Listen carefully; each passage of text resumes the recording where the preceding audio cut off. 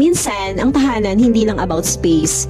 It's about finally having your own rhythm, your own corner to design exactly how you want it. So let's talk about the updated computation of semi-complete turnover for inner unit as of December 2025. Walang pressure, just honest numbers. So for inner unit, a 46 square meters is around 2.3 million total contract price. And because it's semi-complete, you design the interiors yourself, the tiles, colors, cabinets, lahat. For reservation, it's 15K to secure your unit, then your down payment is 466,900, payable in around 30 months. That's roughly around 14,600 monthly. Manageable steps toward ownership. So, hindi bigla ang burden.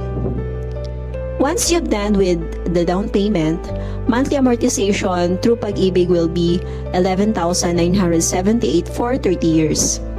So, similar to rent pero napupunta sa sarili mong bahay. So, designed exactly the way you want. If you want to see how this fits your plans this year, just send a message. Let's check if this works for you.